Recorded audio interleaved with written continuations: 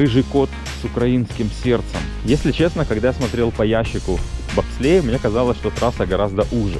Слушайте, а музей-то оказался очень стильный. Так, я даже про него и не слышал.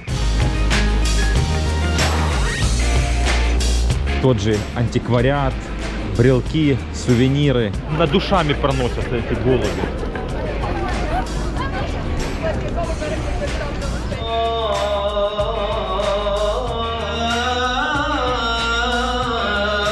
Это книга о 12 тысячах еврейских жертв во время Второй мировой войны.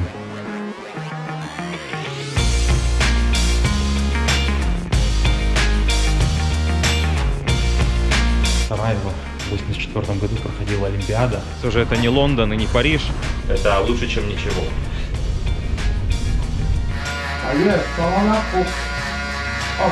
В этом плане они действительно работают очень оперативно.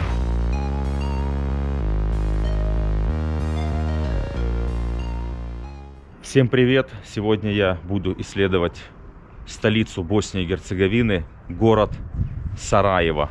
Рядом, возле моего жилья, находится желтый бастион, он пока что еще закрыт.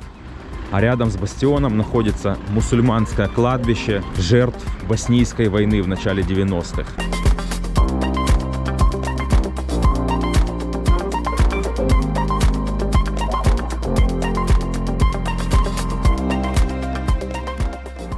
Спустился я с холмов к набережной. Здесь протекает местная река. Обычно стоит начать свою экскурсию по Сараеву со старого города, но сейчас еще даже нет 9 часов утра, поэтому я думаю, что в старой части города особо делать нечего. Думаю, что там пока что спокойно, еще ничего не открылось. Поэтому я пока что пройдусь вдоль реки, посмотрю здесь местные мосты. Один из мостов, кстати, имеет очень важное историческое значение. Сейчас мы туда подойдем. А это, кстати, City Hall. Вот такое интересное здание.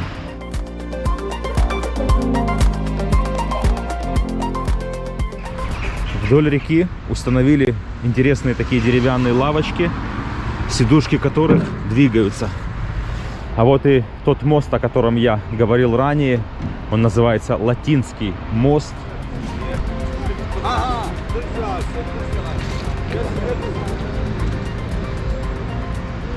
В 1914 году Гаврила Принцип здесь застрелил наследника Австро-Венгерской империи, и это убийство стало поводом начала Первой мировой войны.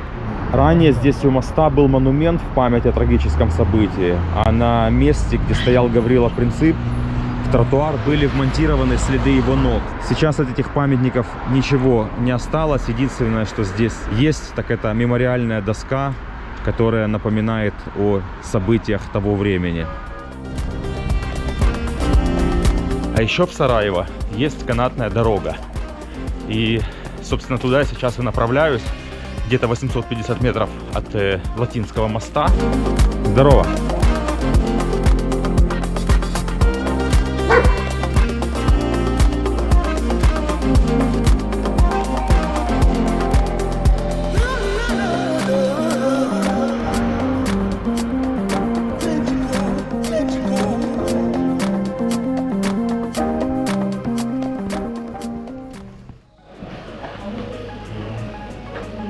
$20 марок здесь стоил вход. О, что мне сразу же нравится, что здесь кабинки частные. Потому что бывают такие вагончики, куда прям стадом набивают человек 20. А вот когда такие кабинки, гораздо кайфовее.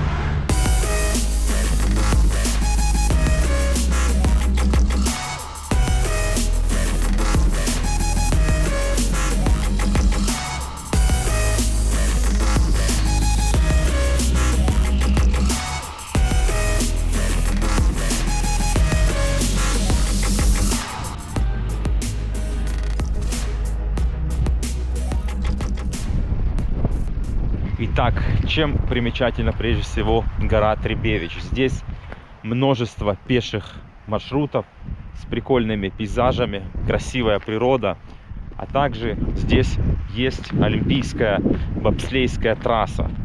Здесь в 1984 году, если я не ошибаюсь, была зимняя Олимпиада, и именно здесь проходили соревнования по бобслею.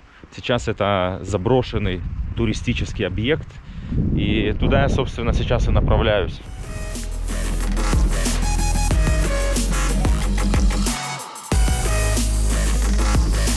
Если честно, когда я смотрел по ящику бобслея, мне казалось, что трасса гораздо уже. Вообще, мне кажется, напрасно боснийцы не додумались сегодня возобновить здесь эту трассу для туристов. Зимой, я полагаю, здесь есть снег, и можно было бы реально этим привлечь туристов здесь.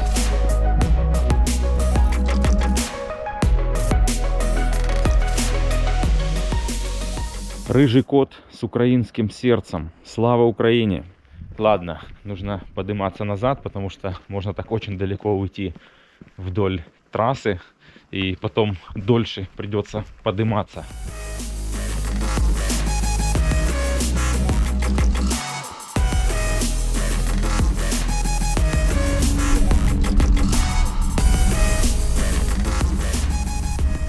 Спустился я с небес на землю, и вот что я увидел. Сараево 84. Это, видимо, такие кабинки здесь были во время Олимпиады. Кстати, жалко, что не оставили. Довольно-таки прикольные. Здорово! Здесь же, рядом с канатной дорогой, находится музей войны 92 года. Вход бесплатный. Давайте пойдем посмотрим.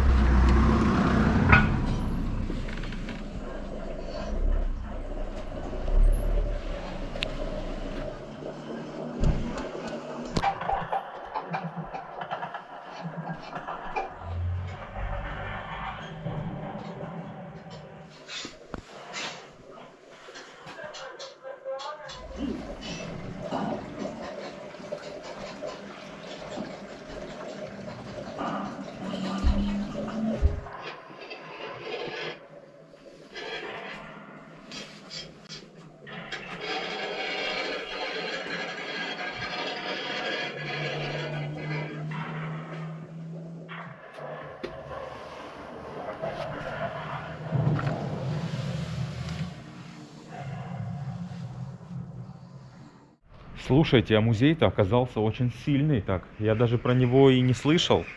Есть тут более крупные музеи на тематику войны. Такое ощущение, что это просто чья-то квартира, и кто-то решил сделать из нее музей. Просто супер. Я считаю, если вы в Сараево и вы идете на канатную дорогу, то не пропустите этот музей. Я смотрю, люди здесь на красный свет не идут. Все терпеливо ожидают, когда появится зеленый свет, даже если дорога пустая. Пришло время посетить старый город. На самом деле я еще ничего не ел сегодня, уже 10,5 часов, пора бы и перекусить.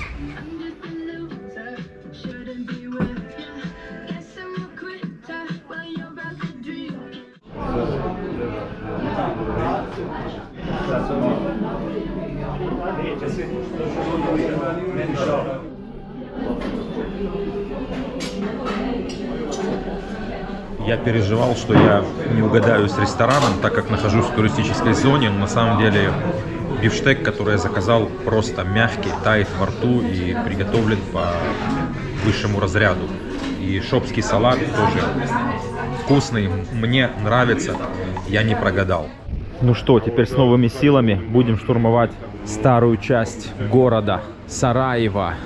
В принципе, прилавки мне напоминают прилавки в Мостаре. Тот же антиквариат, брелки, сувениры. Ну вот как тут, например. Вот волчок, кстати, символ Олимпиады 84 года.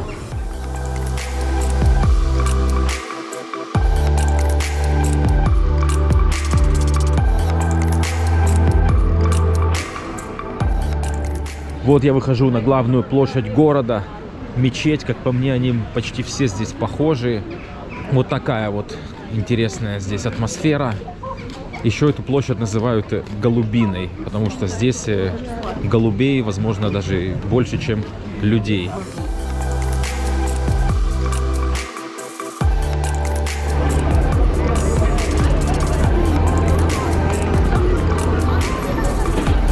Они у меня прям над душами проносятся, эти голуби.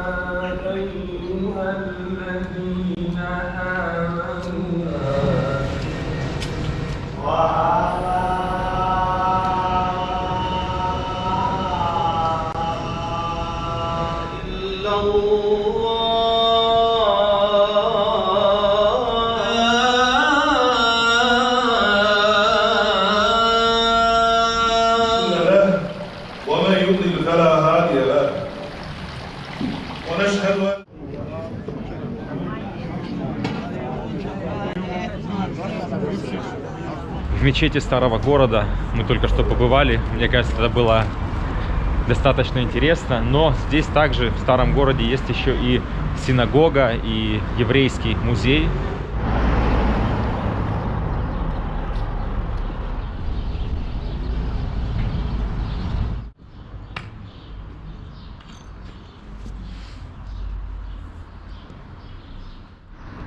Вход в еврейский музей 3 марки. Hello.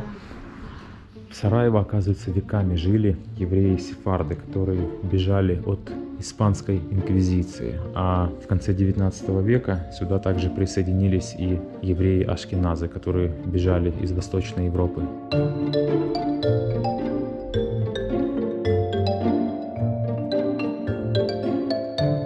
А это Сараевская Агада, как здесь написано, одна из самых древних в мире.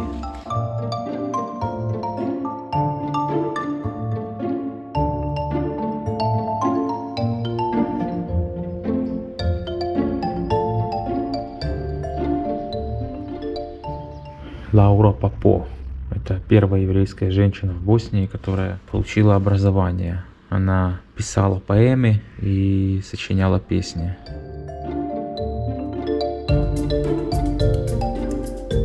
Это книга о 12 тысячах еврейских жертв во время Второй мировой войны.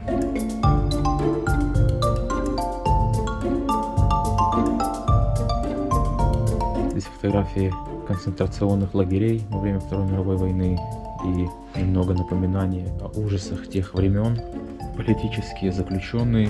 Здесь также упоминаются евреи, которые в качестве солдат приняли участие во Второй мировой войне. Так, здесь улица, которая плавно переходит из главной улицы старого города в улицу, которая в таком более уже европейском стиле.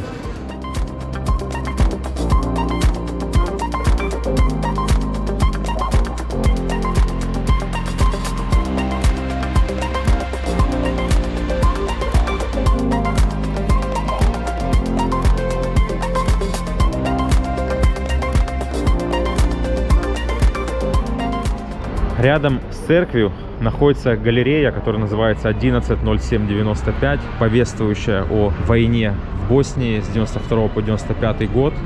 Очень рекомендуемая, поэтому раз я уже здесь, пожалуй, наведаюсь-ка сюда.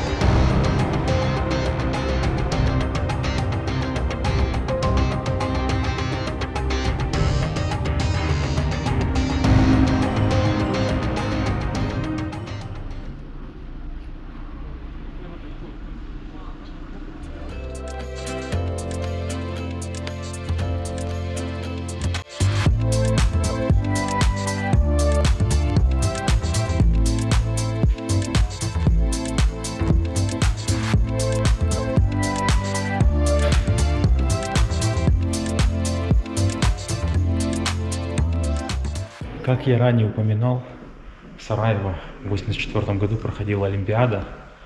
И, собственно, на эту тематику здесь открыли целый музей. Вот я решил в него наведаться, посмотреть, что тут сохранилось с тех времен. Тогда еще Босния и Герцеговина была в составе Югославии.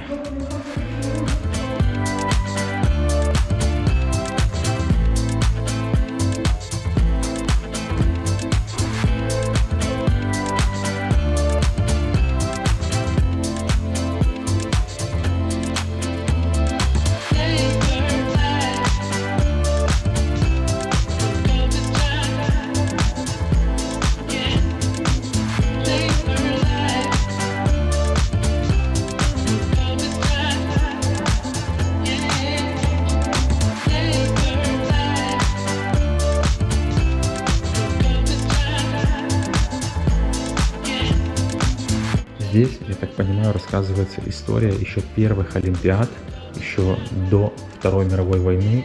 А это какие-то древние лыжи, на них явно катались раньше, чем здесь была Олимпиада.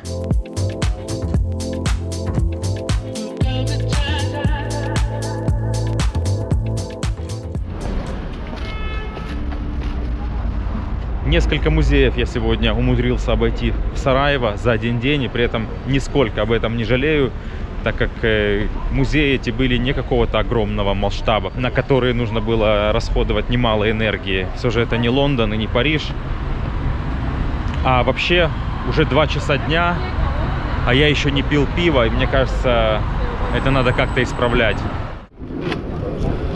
Thank you.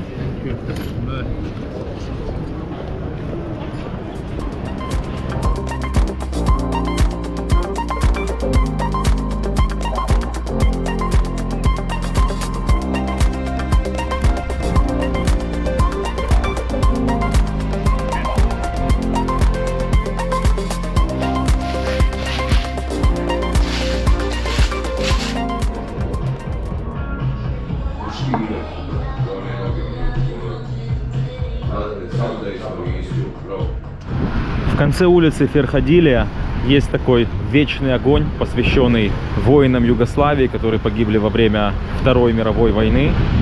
Вчера вечером я прошелся и заметил, что здесь очень много окурков, и у меня это вызвало некое недоумение. А сейчас я понимаю, откуда они здесь берутся. Чувак пришел сюда погреться, попыхтеть и оставить о себе наследство.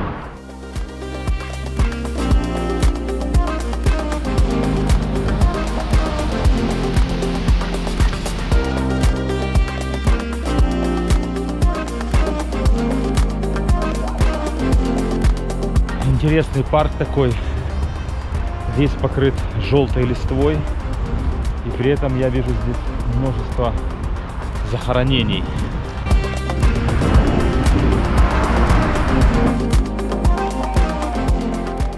Темнеть начинает после 4, поэтому я решил где-то пройтись 2,5 километра от центра к самому высокому зданию Сараеву. Там есть возможность подняться наверх и осмотреть город. Вот оно, самое высокое здание в Сараеве, Аваз называется. Там есть интересная смотровая площадка с не менее интересным обзором. Так что до темноты, думаю, успею.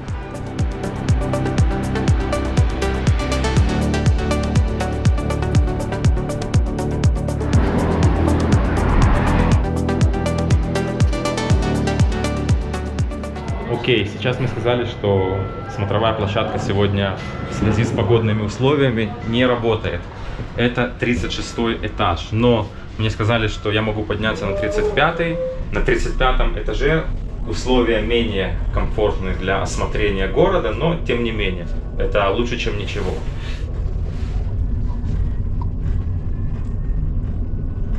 На 35-м этаже расположено кафе.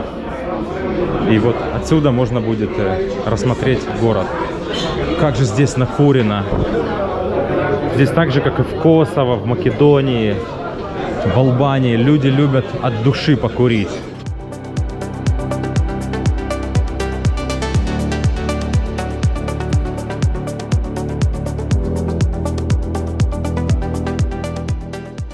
А вот выход этажом выше.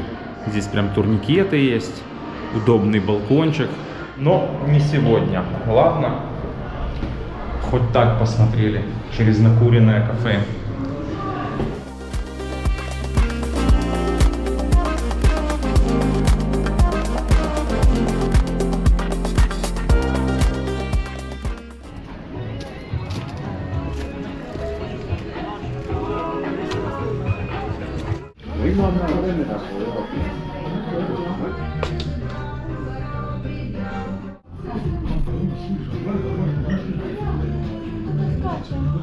В общем, я решил попробовать что-то новое. Заказал себе боснийское традиционное блюдо.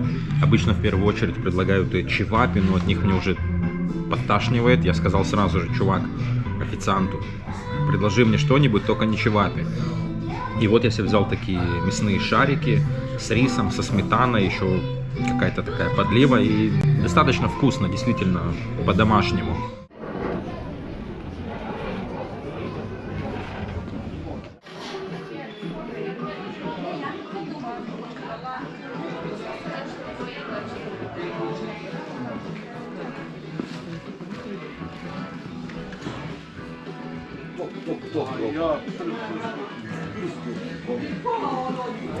Вот простенькое место в центре старого города, который специализируется по чипави. И все забито, все столы забиты местными.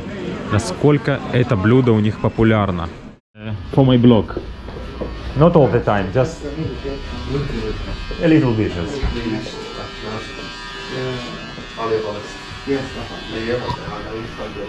Решил себе бороду подровнять.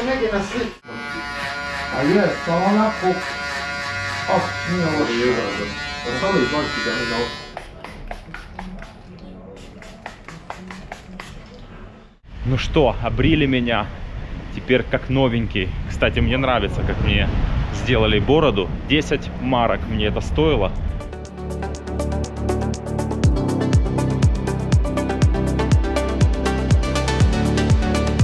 Жалко, что утром, когда я сюда выходил, бастион еще не работал. Ну да ладно, в принципе. Все то же самое я увидел сегодня с канатки, а затем с самого высокого здания Сараево Авазы. Хорошо, так приятно обдувает сейчас.